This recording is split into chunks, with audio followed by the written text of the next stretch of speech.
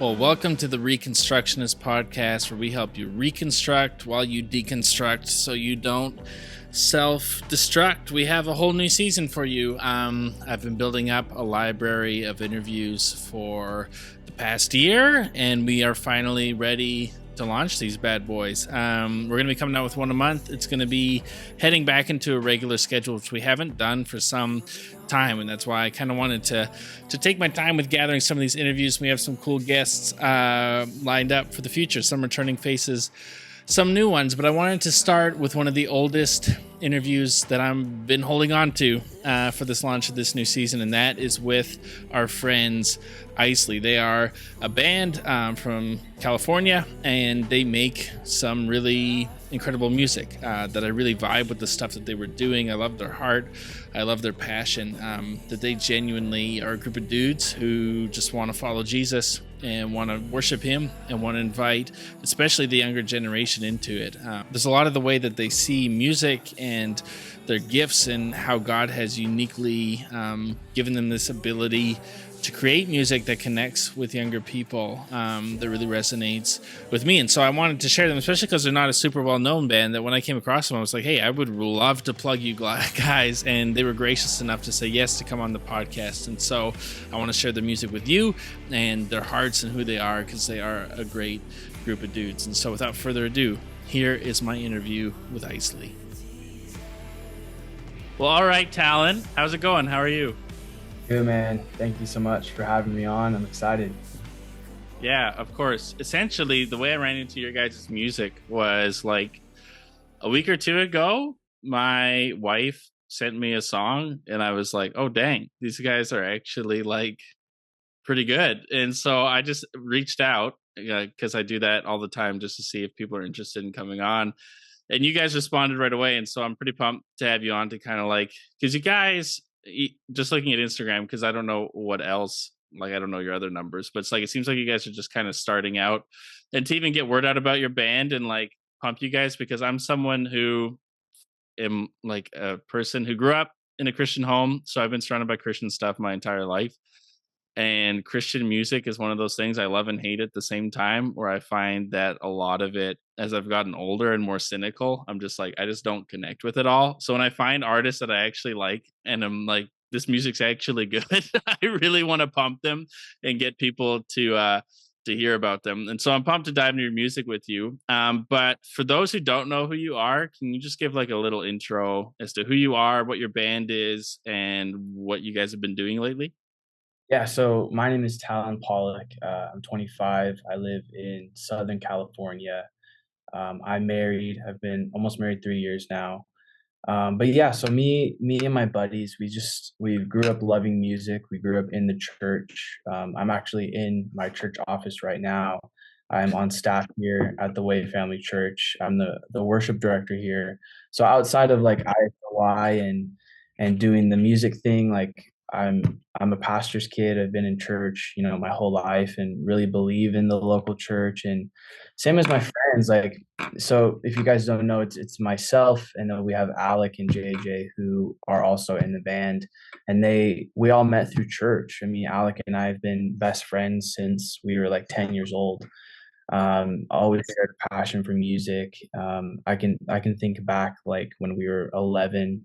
There was a faithful woman in the church that taught us, Alec and I, guitar, and that kind of like started our interest for like playing on the worship team. And we kind of have had this bond of like, we know that we love music, and we know that we love God and church, and we always knew that we would do something about like making music, but it just took a little bit. And then JJ came along, and same thing. Like he came to our youth group one night, and he went to another youth group, and he was a drummer there, and we kind of like recruited him over to play drums for us. Ever since then, like we've just been best buds, and that's kind of how it all started. Was just friendship and a shared calling in a sense. Mm, Like, man, we really feel called to do this. And I think it was the end of 2019, near April.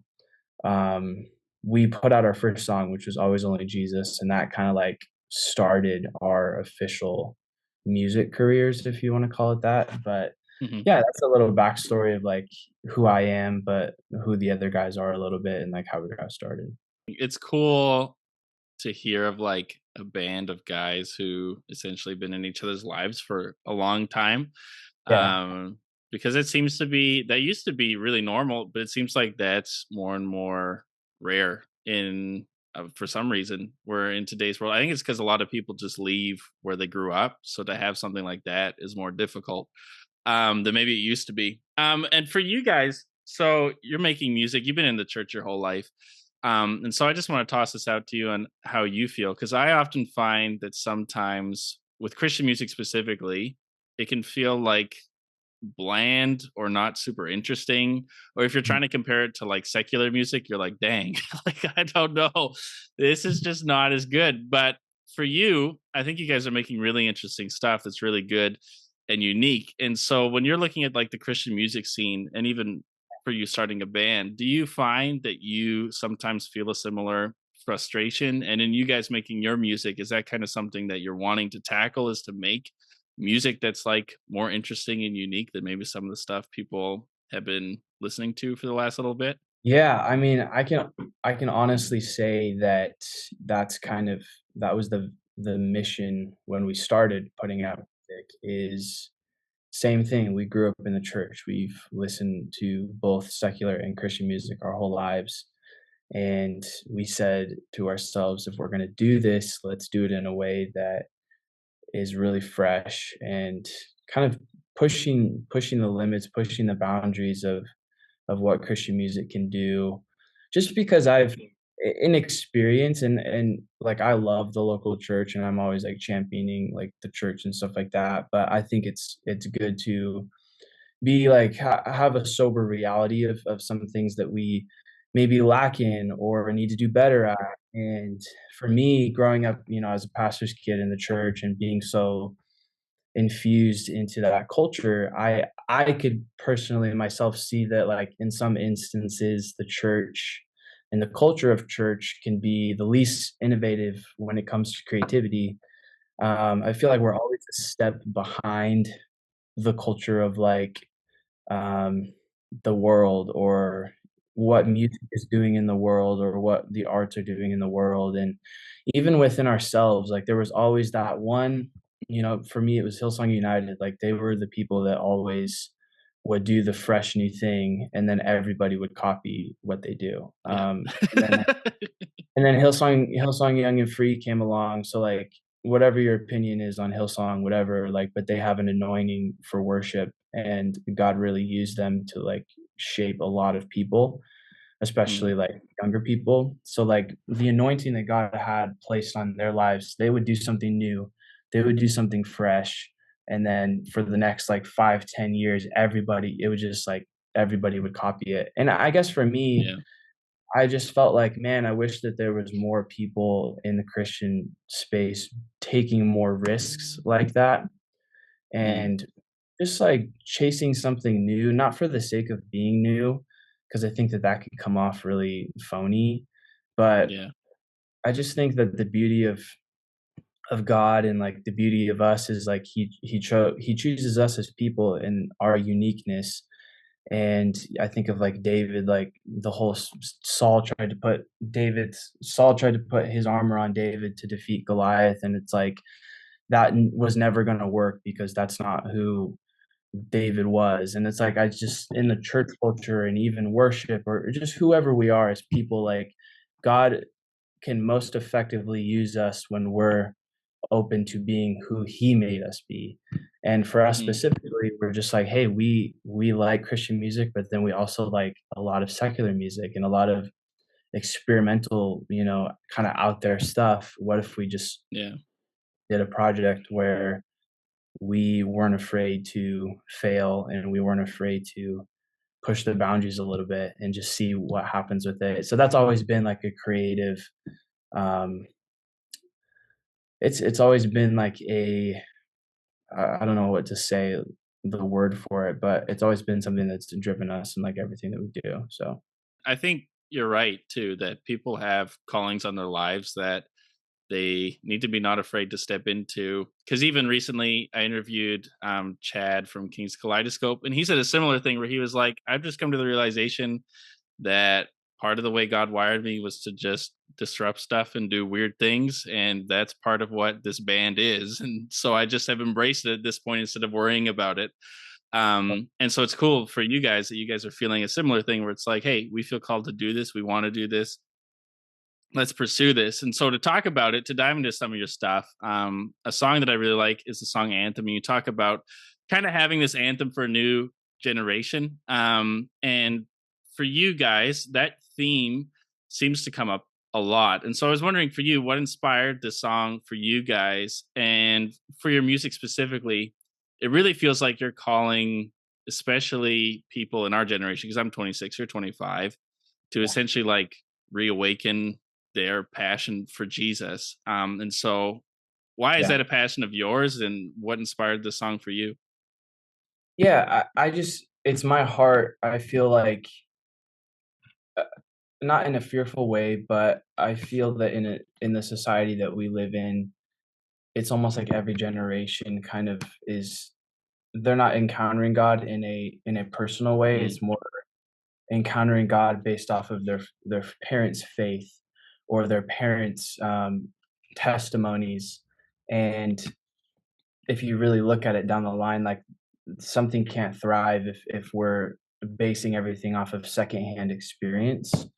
So yeah. writing that song, I was just really like, man, my heart is for my generation to have these firsthand encounters with God, these firsthand testimonies where like they come alive to Christ and their personal relationship with God is so vibrant.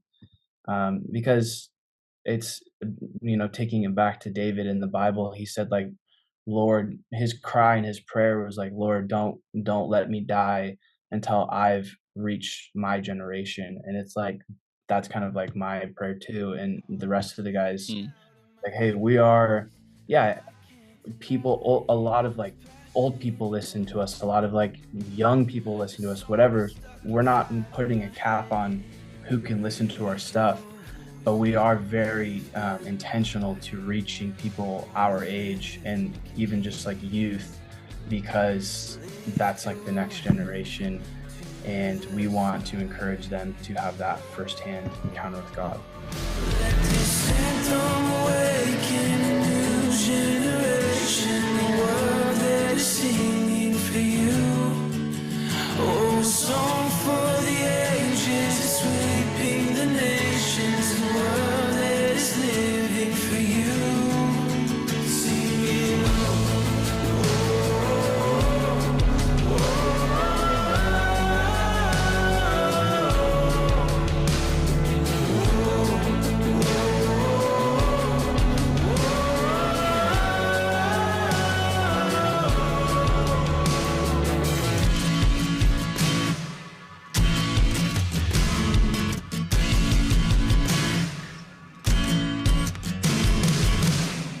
that's an incredible call to feel. I mean, I'm a youth pastor, so I feel something similarly. But I think you're right.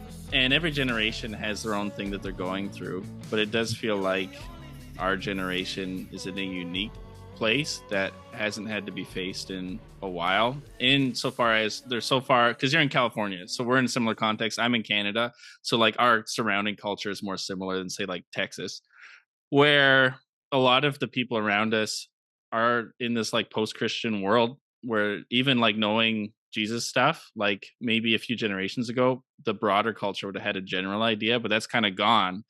And so we're in this like weird mode of like bringing people back to Jesus, and even making even Christians passionate about Jesus again, where a lot of them have either lived off the faith of their parents or have gone through like deconstruction, and they've looked at the church and everything and been like, I don't believe in any of this anymore, and to bring them back. And so I think that's super cool that you guys are feeling that.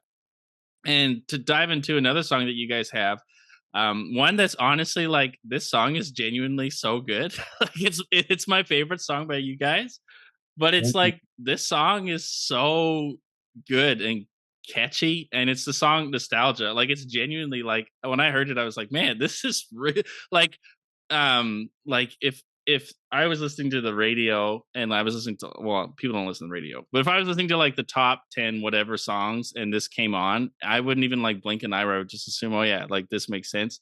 But then it's Wow. like, oh, this is like this like small little indie band and like a Christian band. This is so bizarre. Where I think this song is genuinely so good. But in this song, you talk about nostalgia and you kind of play with this idea. And so for you, when you're talking about nostalgia in that song, what does that mean for you, and what inspired this one out of you guys? Yeah, so the easiest way I could describe it, and thank you so much for saying that. That means a lot. But yeah, nostalgia, it's one of my favorites too. Just Mm, not just because of the message, but even just how it sounds. I think we really just did something different on it and love that yeah, it's sound. really cool. But we basically were like saying to ourselves, what would the prodigal story sound like if it was written today?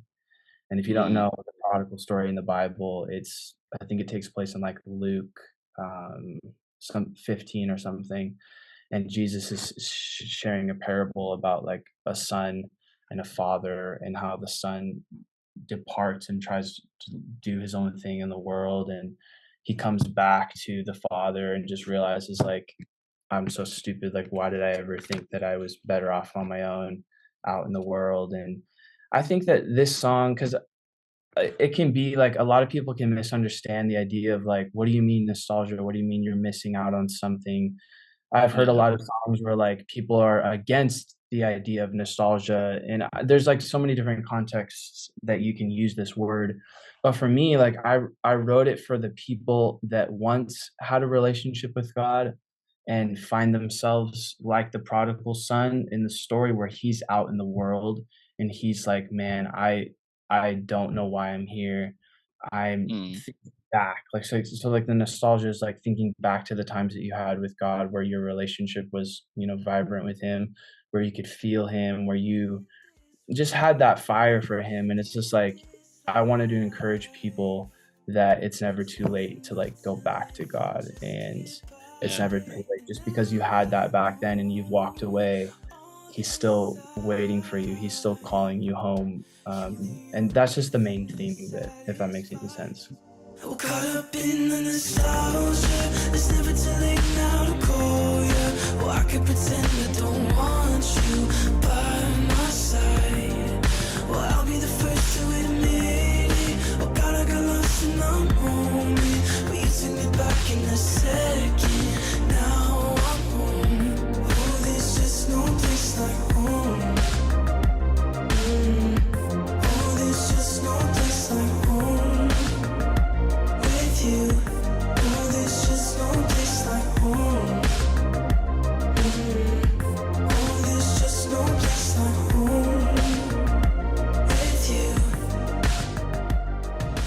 you. And that was why it was interesting for me, is because nostalgia is one of those words that can mean either a positive thing or a negative thing. And in the song, it's clearly like a positive thing of thinking back to like your relationship with God, being like, I want that back. And I think songs like that are cool, where people take, like, because I'm a Bible nerd, so like people taking biblical stories and putting them down in song and giving them like their own unique spin on it. I think it's like super cool. And so not only is it a good song, I love the message, and I like the idea behind it. And so it's super cool. That one's great. Another song, just to dive into another one, is Searching for You. And in it you say, maybe it's a sign of the times, maybe I'm just out of my mind, slowly I'm getting by day. And Yeah. so this song is kind of talking about that longing and that wanting for God, which is a theme that comes up pretty often. But for you, what do you mean by that? And what was the inspiration behind this one? Yeah, so that song I wrote during COVID and the lockdowns, Mm, and it was kind of one of those moments where you just when you're in your house and you can't, like, go outside, especially where I live, California, like, the laws over here were, like, crazy. mm-hmm, And I just remember sitting there to myself and just genuinely telling myself, like, "This feels like I'm in a movie, like, this doesn't feel real." So then it kinda started spiraling, like, ideas of putting down thoughts, like what you read, maybe it's a sign of the times, maybe I'm just out of my mind, slowly getting by day, and that's how I felt in COVID, was just, like, barely getting by, just, like, stuck in my house, and then it translated to a deeper level of, like, some people are like this without the lockdown, without if it was a normal day, people that don't yeah, know Jesus, people that, don't have a relationship with him, life can feel very much like what's even happening? What's the purpose of this? I wake up, I go to work, I come home and just repeat the same thing on top of like going through everything that people go through. And it was just that song was really like this spark of like I know that I'm meant for more as a person, and maybe that more is in Jesus. And that's like we're all searching for it, even if we don't realize that we are. We're all searching for something real. We're all searching to feel something, to feel alive. And we try to fill, that whole thing of like filling ourselves with stuff that it will never fill that hole in our heart. And until you meet Jesus and you experience him, he's the only thing that can like satisfy. So that's kind of like the heart behind the song of, man, I've been out here searching, and all along it was you're the one that I was searching for. And it's just this like this celebration of like, dang, I finally found it, I finally found you. There's gotta be something amiss. There's gotta be more than this. And always asking why are things this way. Well, I've been out here searching for more.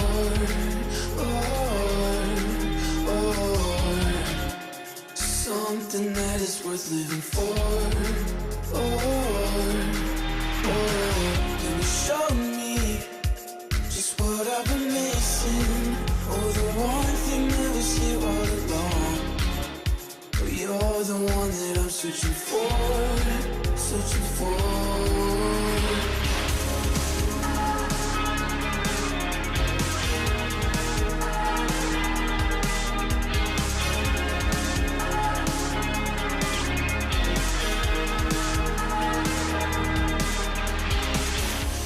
it's funny that you talk about feeling like you're in a movie during COVID, because I remember that specifically, where I was with my roommate at the time and we went to the grocery store when COVID was first starting and everything was locking down. We were like, man, what is happening? And I remember going to the grocery store and buying everything, and we were literally like, dude, this feels like we're in The Walking Dead. Like, what's happening right now? It's so bizarre. Yeah, Yeah. those early stages of COVID, that was fun. And then the lockdowns and those things, because here it was pretty intense too, so we were like shut down for a long time, which in some ways I wish I could go back, because for me it was easy. Like, it was just me and my roommate and I could work online, and it's like, man, I wish I could go back and know it's gonna end, because in the moment it was like, I can't do this anymore, I'm driving us. But I'm like, man, just like having a month to myself would be kind of fun again, other than all the chaos that was ensuing around us. But yeah, that was a crazy time. That's interesting. Well, and I even said it yesterday, where I was watching this video of this guy who essentially was talking about how to prolong your life. But in him talking about it, he was so obsessed with the way he ate and whatever, that it was clear that for him, like, the fear of death was so massive. And it was sad, where I was like, man, it's because I said this to my wife. I was like watching this guy makes me sad, because it's so obvious how terrified he is of dying. And this dude just desperately needs Jesus, but he doesn't know that, like, the hard thing is he's hoping to find, and like, but eventually you're going to die. but he's Yeah. hoping to prolong his life enough that he'll find meaning in it. But it's like, man, this guy desperately just needs God and needs someone to show it to him. And so, Wow. yeah, that theme, and for all of us too, like I've said so many times, I'm like, I don't know where I would be without God. Where it's funny because some people will be like, Christianity's just a crutch. And I'm like, yeah, kind of like, and I'm okay with that in the sense of, but it's a true crutch where it's like, yeah, I am a broken person. I don't know where I would be Yeah. without God, without Jesus. And I do need someone to come alongside me and walk with me. And we have a God who wants to do that. And so Mhm. that's super cool. The last one I want to talk to you about is your latest release, Vices. In it, you say, I'm no longer living for the culture, you can have it. And essentially are just like throwing that off, which we kind of talked about in the beginning. But for you, in singing this song, and specifically talking about the culture, why do you feel one that that's a song that needed to be written by you guys, but two, it seems like you would say like, yeah, something we feel as Christians is tempted to want to embrace culture, which isn't always a bad thing. Like it's not like Right. everything in culture is bad, but there is this sense of like wanting to fit in, but we follow a God who makes us not fit in. And you have to have a part of you that's like, I'm okay with like not being cool and not being what the culture wants me to be. And you kind of have to die to that part of yourself in order to truly follow Jesus. And so for you, what inspired that for you? And why do you think we as Christians are often tempted to not get rid of the culture, but instead to embrace it and want to fit in really badly? Yeah, so I mean, immediately what comes to mind and like the inspiration behind it is found in John 15. And Mm, it's just a basic like if you were of this world, the world would love you as its own. But because you're not of this world, but you are not of this world, but I chose you out of this world. So it's like this very it's like, okay, but I live here. I live in culture. I live, wherever people are listening. You're in Canada. I'm in California. Yeah, I get that there's like different cultures all over the world, and we respect that.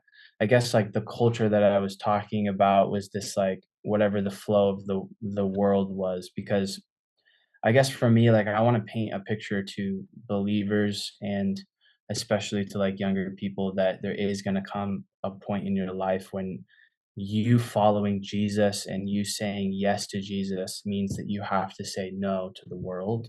And I think that mm, we live in a time where we think and people are preaching to us that we can say yes to Jesus and say yes to everything of the world at the same time, and mm, it doesn't work that way. And I just want to like I just want to show kids and I want to show people that it's okay to like be passionate about God and to be all in for God and to say no to this world. um and just the idea of like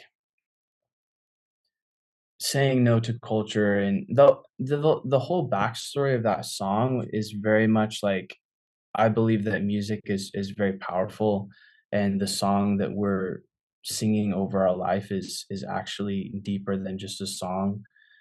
yeah.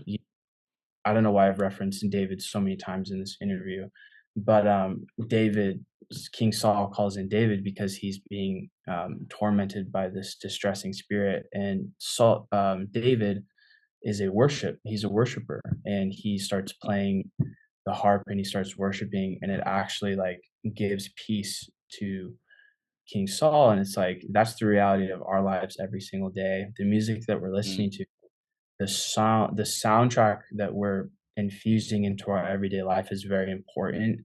And being aware of this, like yeah, I listen to secular music, but often it's very subjectively.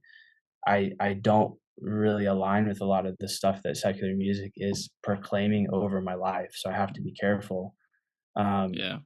but in the opposite, I just wanted to give people like, what if they started their day with this song already proclaiming, already letting the devil know like, hey, I'm not living for this culture. Like if you read the lyrics, and this is kind of like I don't know how this is gonna come across, but the whole entire song is almost like a conversation between you and the devil. If you wanna Mm, read it, it's very much talking straight to him of like, "You can't have me, I'm not yours. The very ending chorus is literally calls out the devil, like, "Devil, get behind me." Um, and I just wanted to have, even if it was for myself, like, I just wanna wake up and have a song that I can feel like I can wage war against the devil, I can wage war against the plan that he has for me, and just let it be known, like, people it was so funny, this person said, like, they hate the song because it repeats too much, and, like, that was very intentional, like, I wrote the song that way. I understand that it's repeating the same thing over and over because to me, I wanted it to be very, like, I wanted to say the same thing over and over, almost like this anthem Mhm. of, like, yelling out in the world, like, I want this message to be known that I'm God's, I'm living for God. I don't care if you guys don't like it. I'm letting it be known, like, my convictions, if that makes sense. Call me radical, but I set fire to my vices. I am not for sale, this soul of mine, you cannot buy it. I'm no longer living for the culture, you can have it. You can have it. Oh, call me radical, but I set fire to my vices. I am not for sale, this soul of mine, you cannot buy it. I'm no longer living for the culture, you can have it. You can have it. Oh, call me radical, but I set fire to my vices. I am not for sale, this soul of mine, you cannot buy it. I'm no longer living for the culture, you can have it. You can have it. Oh, devil, get behind me, you're defeated, cut your losses. I'm no longer victim to your darkness or devices. This I know that heaven and his kingdom suffers violence. Suffers violence. I agree with you. I think there are things in the culture that's totally like, so especially with music, people get really sensitive about it. Where I'm like, listen, I'm not saying that like I can point to you a verse that will be like, "Thou shalt not listen to secular music," but I'm Right. like, but I am saying that in what you're listening to, the messages that you take in, like it or not, will affect your development. And I've seen it all the time where if the only stuff you're putting into you is like talking about partying and sex and it's Mhm. just a completely different worldview than Christianity, that will shape you as much as you think like there's no way, whatever. It does, and I've seen it happen 100 times. That at the very least, those ideas are being regularly put into your brain that you then have to deal with, um, and fight. And it's not to say that secular music is bad. I listen to secular music. I think there's lots of great stuff. It's just one of those things that you have to be aware of, and you also have to filter the stuff. Is like, is this actually helpful? Is this actually something that's leading me in the direction I want to head in? And in that, that's why I'm pumped about artists like you guys who are like making music, because I'm like, you can't just not have music in your life. And like with Saul and that example you go that you give, it's like, yeah, and there's music that not only that you can have, but actually can bring like that kind of peace and bring you closer to God. And so I love when artists are making stuff that not only sounds good, where it's like, here, this actually isn't like music that's lame. This is actually great music, but this is also going to help push you in the direction you want to head in. I love that. I love that you guys are doing that. And I actually like the repetitiveness of it because even for ourselves, it's essentially because that's a struggle and a fight. To say that to yourself is difficult. And that's why I like that it repeats, is because I'm like, it's almost like in the song, you're moving from a place of being like, I'm interested in culture, to the more I say it to myself, the more I'm like, no, I'm not interested in this. And it's almost like a convincing of yourself, being like, no, this is it. I'm done. And I'm moving on. And by the end, you're like, get out of here. I've had enough of this. Yeah, I think that's so cool. For you, last question. So are you a worship pastor or are you on staff? What's your job title? Yeah, so Yeah. I'm on staff. I'm a worship director.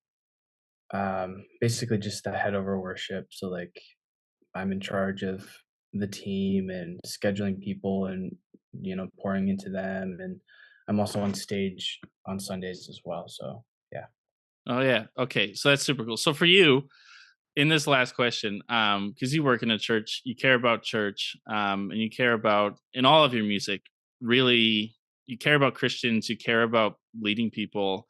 in a direction that brings them closer to Jesus. So if you're looking at the current state of the church in the West, Mhm. and that's a broad, like, sweeping thing to say, but if there was like one thing that you could say to them in this like one moment where you had this opportunity to kind of speak to the church in the West and where they're currently at, what would you want to say to Christians who are kind of in North America? What would be the message that you're like, hey, I really want you guys to get this. I think this is important for you to hear.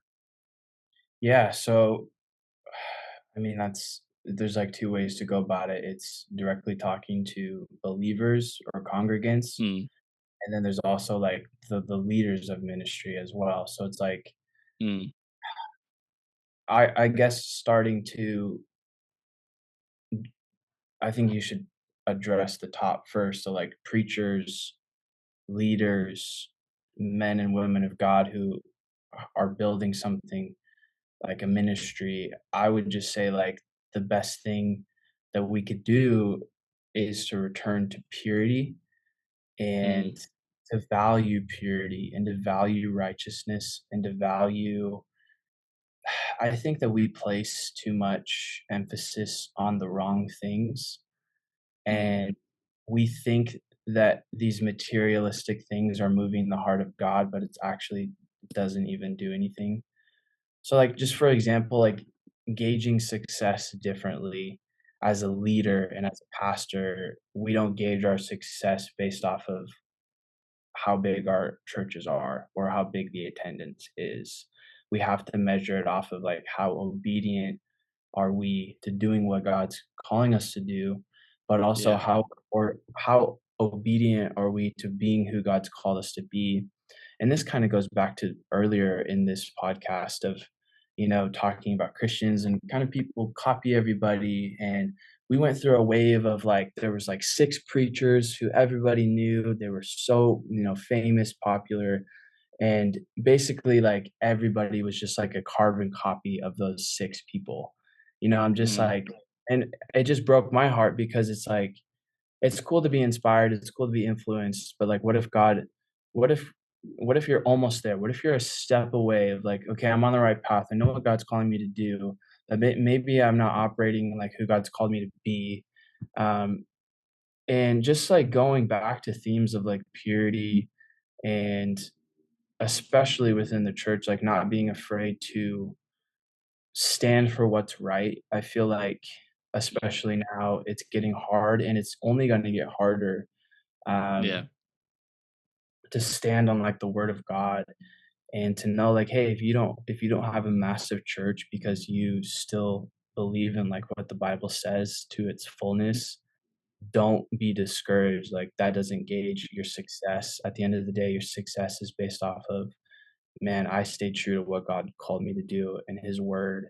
Now, taking that question and putting it to the church of like people, attendees, I guess just like returning to selflessness again. I think that we've made church all about us.